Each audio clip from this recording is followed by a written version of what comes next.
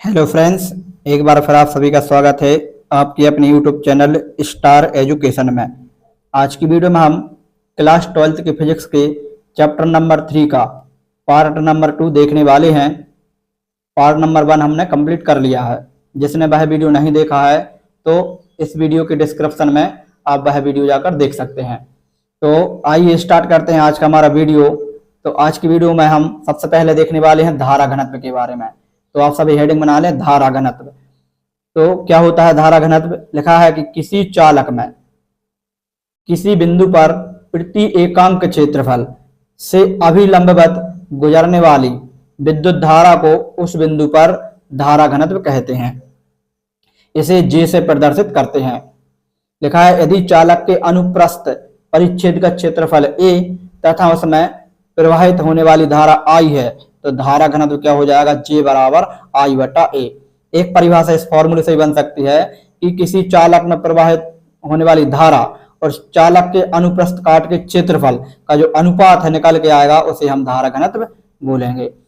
आगे देखते हैं, इसका मात्रक देख लेते हैं। तो लिखा है कि एम्पियर प्रति मीटर स्क्वायर, यानी I बटा A से क्या बन जाएगा? एम्पियर प्रति मीटर स्क्वायर। ये इसका मात्रक हो जाएगा। विमीय सूत्र देखें तो क्या हो जाएगा? A बटा L स्क्वायर। इसी को लिख सकते हैं A L माइनस 2।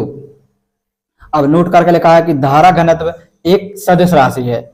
किसी बिंदु पर धारा घनत्व की दिशा धन आवेश के कारण चलने की दिशा में होती है। नेक्स्ट देखते हैं धारा घनत्व और अनुगमन वेग में संबंध। मोस्ट इंपोर्टेंट क्वेश्चन इस चैप्टर का ये। तो हेडिंग बना लेंगे धारा घनत्व और अनुगमन वेग में संबंध, यानी J और हमें VD में संबंध बताना है। J है धारा घनत्व, अनुगमन वेग है VD। ड्रिफ्ट वेलोसिटी कल पढ़ा था हमने, ठीक। तो लिखेंगे किसी चालक में प्रवाहित होने वाली धारा तो क्या होती है? I बराबर NEA VD। और धारा घनत्व की परिभाषा क्या होती है? J बराबर I बटा A। अब यहाँ पर हम I का मान रख देंगे तो J बराबर क्या हो जाएगा? NE VD बटा A। अब VD बराबर क्या होता है? J बटे NE, मतलब सॉरी यहाँ से हम मान निकालेंगे किसका?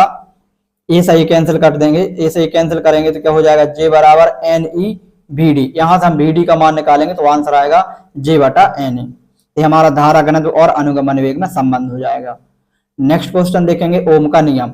इंपॉर्टेंट है तो हेडिंग बनाएंगे ओम का नियम।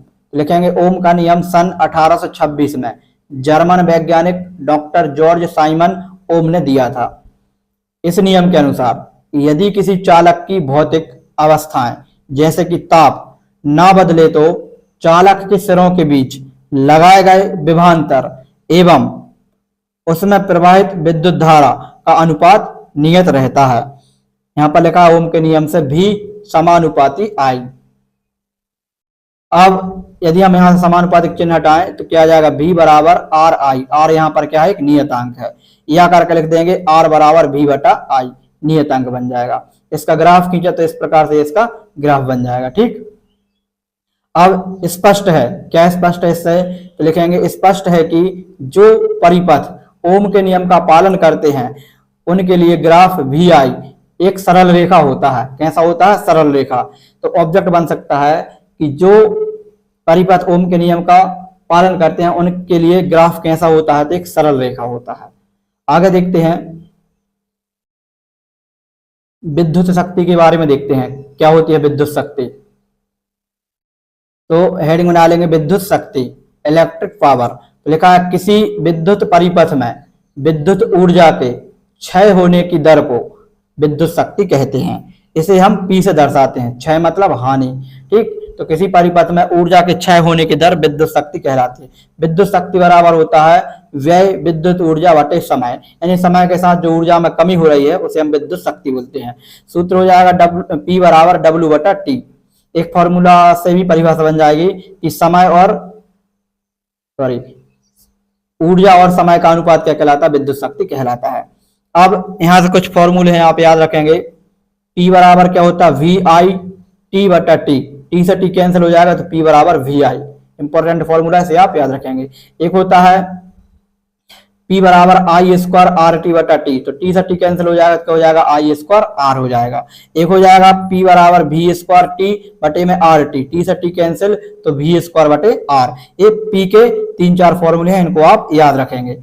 आगे देखते हैं इसका मात्रक। तो इसका मात्रक हो जाएगा जूल प्रति सेकंड, या इसी को हम बोलते हैं वाट। 1 वाट बराबर 1 जूल प्रति सेकंड होता है। इसके विमीय सूत्र की बात की जाए तो ml²T-3 होता है।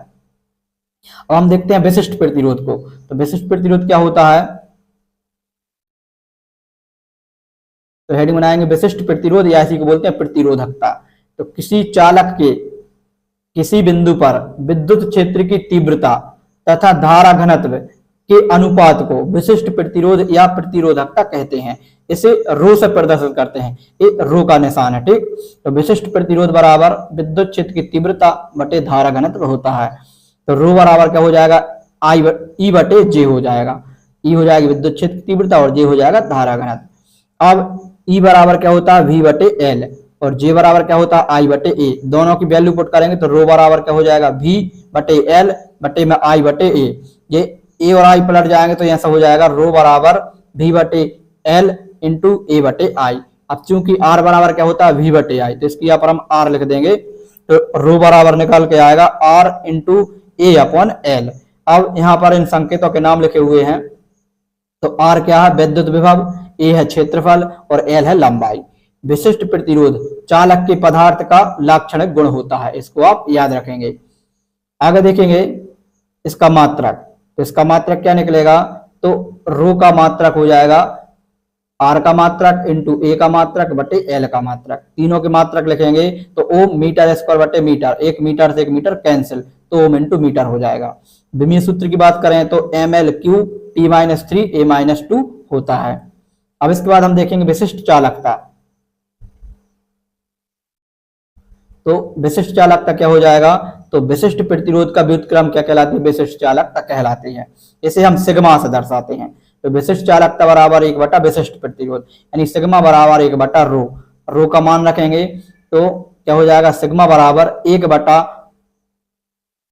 आर बटे एल, ए बटे एल, ए बटे एल पलट जाएगा तो सिग्मा बराबर क्या हो जाएगा, एल बटे आर इंटू ए। अब इसका मात्रक देखेंगे तो ohm inverse into metre inverse, और इसका विमीय सूत्र हो जाएगा m की पावर -1, l की पावर -3 और t की पावर 3 और a की पावर 2। ये इसका विमीय सूत्र हो जाएगा। आगे देखते हैं विशिष्ट चालकता और धारा घनत्व में संबंध। तो विशिष्ट चालकता और धारा घनत्व में क्या संबंध है, तो लिखेंगे विशिष्ट चालकता की परिभाषा से तो सिग्मा बराबर 1 बटा रो, और विशिष्ट प्रतिरोध की परिभाषा से तो रो बराबर ई बटे जे। समीकरण 1 से हल करेंगे तो समीकरण 1 से क्या करेंगे, हम यहाँ पर रो की वैल्यू पुट कर देंगे, ठीक।